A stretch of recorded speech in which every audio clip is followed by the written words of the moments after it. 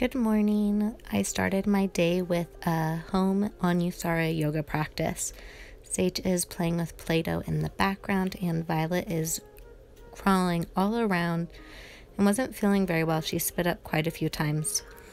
My intention for this practice was to progress in my strength and my flexibility, to progress in my ability to connect to my higher power, a source that's greater than myself, and connect to my ability to pause. Pause so that I can choose how to respond instead of reacting, specifically to my children. I started by warming up my hips with this shin square, finding rotation of my femur bones in my hip sockets, and my alignment focus was on thigh loop, moving the top of my thigh back towards the back plane of my body to my hamstring to create space in my sacral iliac joint, and then creating some tone in my belly and extension.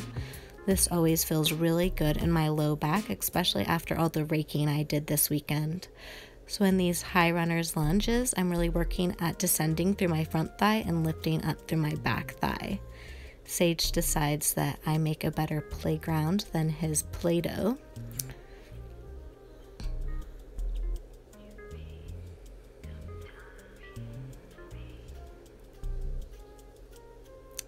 Top of the back thigh stays lifted, low belly tones, and I extend from my hips through my feet, stepping forward to the standing hip stretch, sit bones back, thighs back.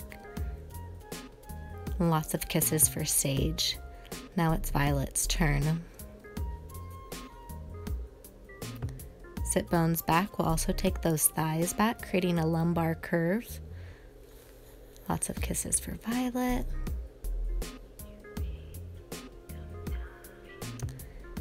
Sage decides he wants to eat a peanut butter and jelly sandwich. On these modified push-ups, I'm really working at keeping the top of my thighs lifted. It makes it so much easier. Figuring out how to isometrically press my toes down to get the top of the thigh to lift. And then taking it forward into this active pigeon. Focusing on the thighs back there. Hope Violet got some of Sage's Play-Doh. And then Sage makes a shift, a trade with her, giving her a different toy. Sibling interaction for the win. Doing pigeon again, top of the thigh lifted, belly tones extending down from my hips through my legs as I curl back. Finding those same actions here in this table, cat-cow variations, but making the actions come from my thighs and my belly.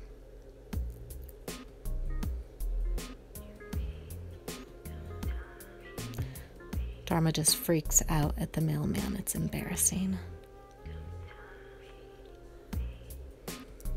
On Jani Asana. Pigeon. Ekapada Rajakapatasana.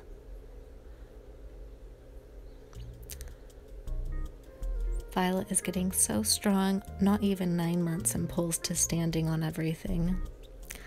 Now Sage wants some water, and back to the practice. Yeah, I find space in my low back and space in my reaction. May I remember that I'm always progressing if I keep showing up and trying. Violet just spit up.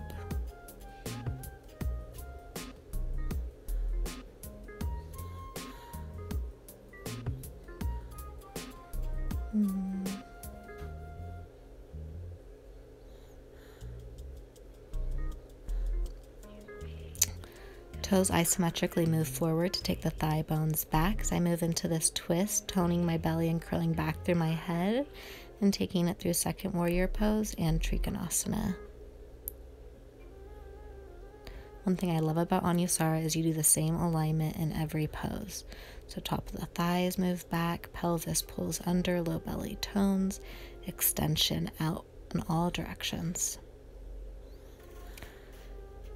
Headstand.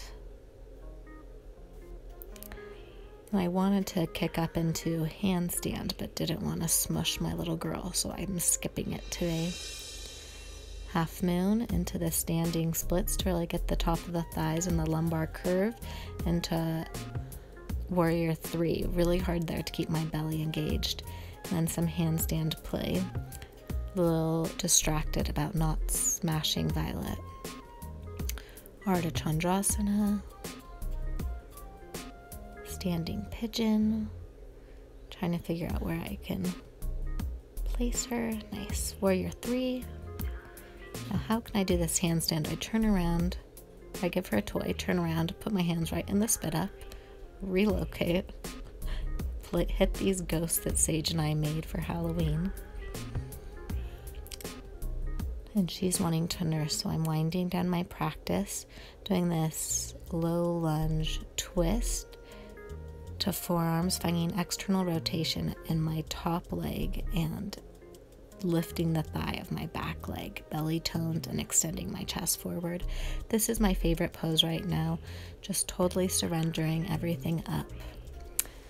And now nursing in some finishing thigh rooting and an inner thigh stretch.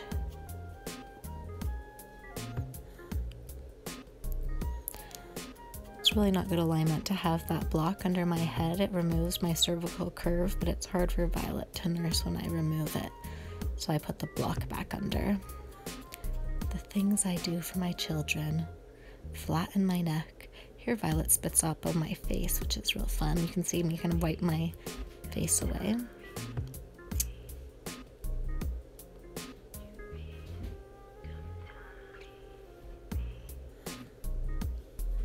And then I end with a little bit of energy work. I put my hand on the top of my head, say, bless me, mother, for I am your child. Bless my eyes, so I may always see your path.